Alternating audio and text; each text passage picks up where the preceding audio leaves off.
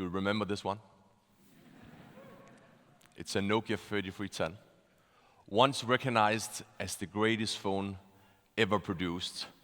I guess most of you in this room owned one, didn't you? Please raise your hand if you owned a 3310. Wow, so almost 100% market share here. So you remember that it never ran out of battery? You could play Snake on it. It was world famous for being the indestructible phone. So in the mobile industry, the saying used to go that if someone drops an iPhone, the screen breaks. If someone drops a Nokia 3310, the floor breaks. It was unbelievable solid. The 3310 embodied exactly what Nokia stood for as a brand: resilience, quality, and innovation. It was products like this one that turned Nokia into one of the most successful companies on the planet. But as you will also remember, there is another and a more tragic side to this story. Because today the 3310 rests in peace at the gadgets graveyard. It's become a symbol of the collapse of Nokia, a company that went from 50% global market share to 3% in less than 5 years. And it made me think that while we talk a lot about how an organization achieves success, maybe we don't talk enough about the psychological challenges that often follow success. Because if you think about it, almost every industry has its own Nokia story. Companies that once dominated their industry, but then somehow completely lost the mojo. They all leave us with that million-dollar question: why do successful companies actually fail? And what could they have done to stay ahead of the pack? So I'm going to try and answer that question today, not by using traditional management thinking, but by using an idea from football analytics, which I believe explains why many successful companies so often hesitate to change until it's too late. Before I start, I need to ask a very important question. Do we have any Newcastle United supporters in the room?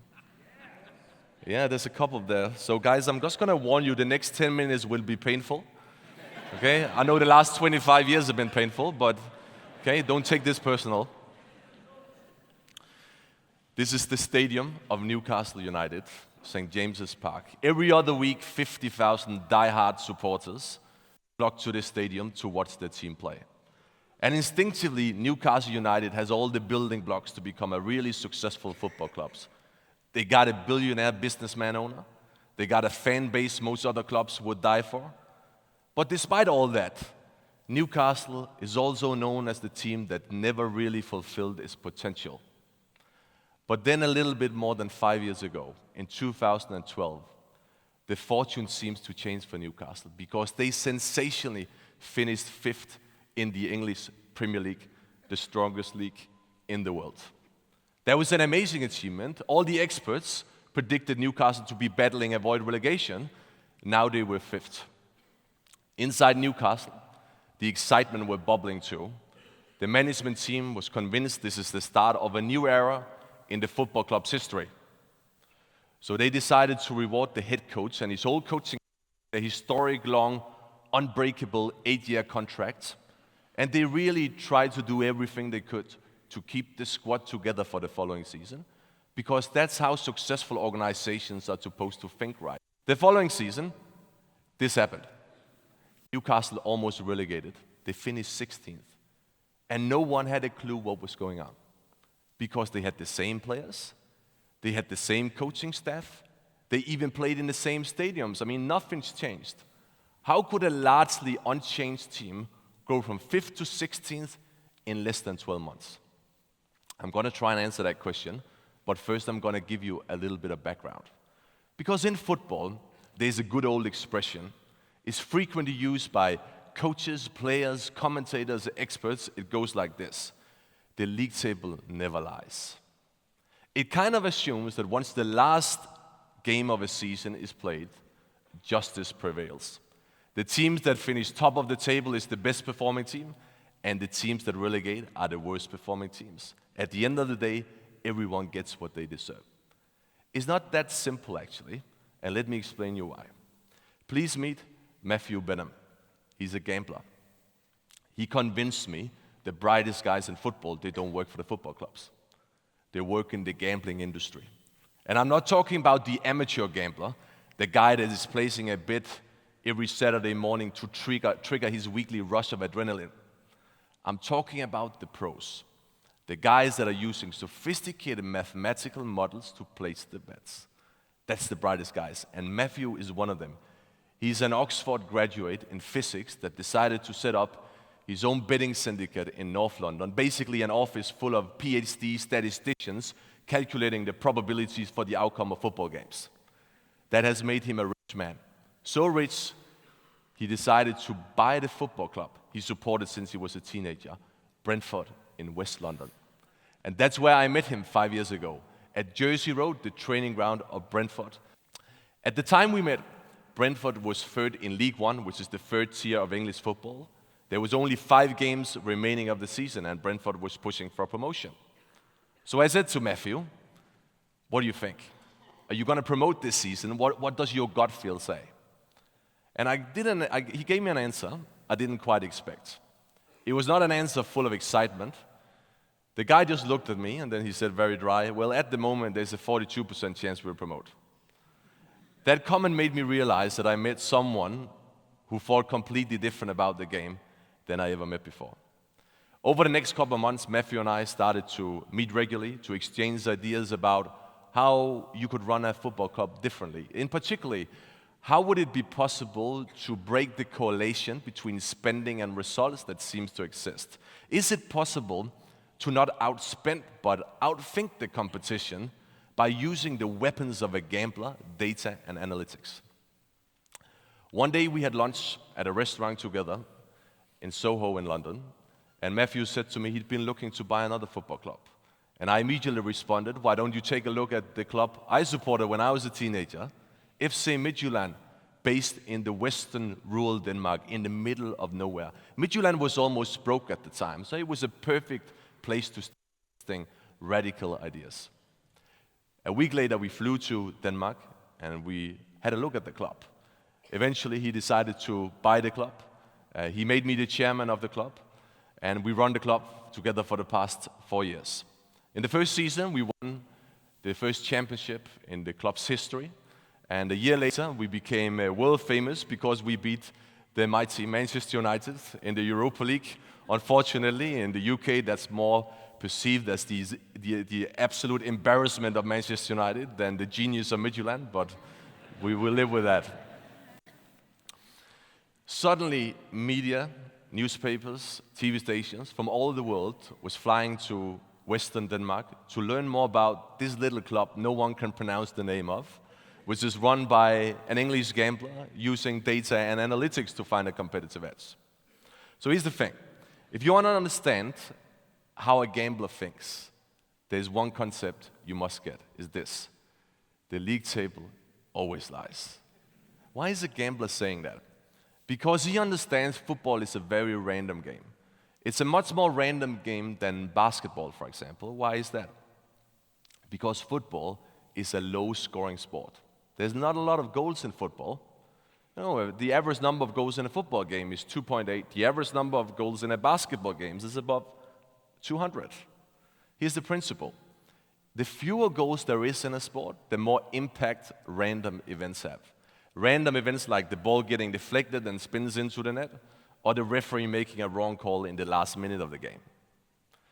Ultimately, this means that the best team wins less often in football, a low-scoring sport, than in a high-scoring sport like basketball, and that's why the league table lies. It lies more after 10 games than after 20 games, but even 38 games, that is a full season. 38 games is a very small sample size. Not enough to strip out the randomness from the equation. So a gambler is in the business of making predictions and backing those predictions with his bets. And when he decides to back a team and place a bet, he doesn't look at where that team is in the league table. He looks at underlying performance indicators that have more predictive value, tells him more about where that team is likely to go in the future than its current league table position. So let's go back to Newcastle's glory season when they finished 5th and revisit that through the lens of a gambler. Because whereas experts in the game were overly impressed by Newcastle's performance, the gamblers were very skeptical. Their analysis showed that this was a fragile bubble that could burst anytime. Here's why.